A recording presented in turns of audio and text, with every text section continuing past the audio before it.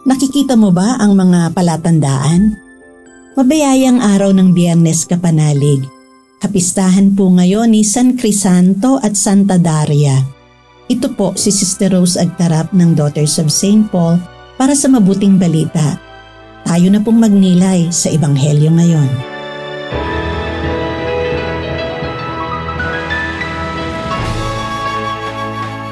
Sinabi ni Jesus sa mga tao, "Kapag nakita ninyong tumataas ang ulap sa kanluran, kaagad ninyong sinasabi, 'Uulan,' at ganoon nga ang nangyayari. At kung umiihip naman ang hangin galing timog, sinasabi ninyong magiging napakainit, at nangyayari nga ito. Mga mapagkunwari, nabibigyan ninyo ng kahulugan ang anyo ng lupa at langit. Ngunit bakit hindi ninyo sinusuri kung ano ang panahong ito? At bakit hindi kayo mismo ang makapagpasya kung ano ang tama? Sa pagpunta mo sa may kapangyarihan kasama ng kalaban mo, sikapin mong makipag-areglo sa kanya sa daan.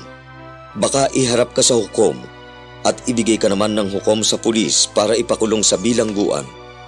Sinasabi ko sa iyo, hindi ka makalalabas doon hanggang hindi mo nababayaran ang kahuli-hulihang sentimo."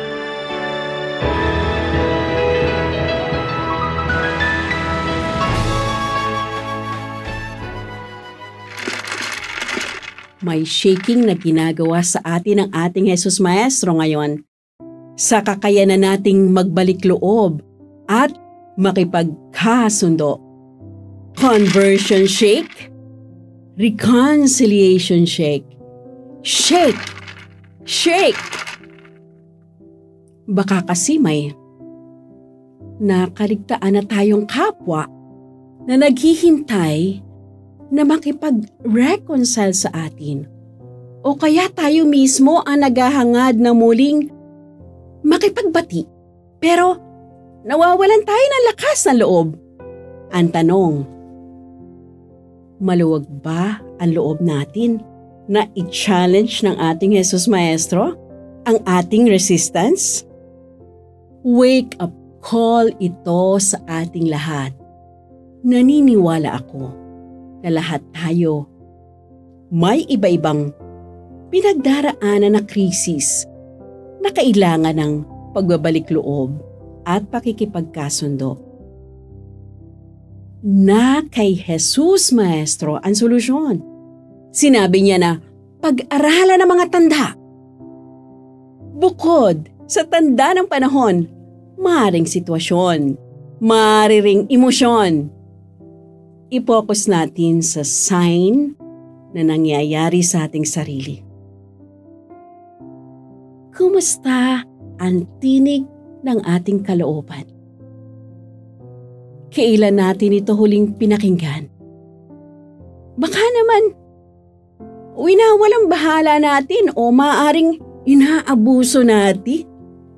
Kaya galit, puot, inggit, magulong pag-iisip na tayo rin mismo ang nagsusuksok sa ating kalooban. Pagbabalik loob at pakikipagkasundo. Balik loob. Bumalik tayo sa ating kalooban. Hanapin, dalawin at kumustahin ang mga empty spaces. Empty na ba sa pagkauhaw sa Diyos?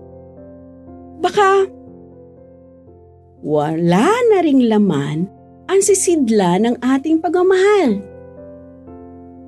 Nasa na sa ating kalooban ng alkansya, ng pasensya, at pangunawa. Shake! Shake! Shake! Be transformed!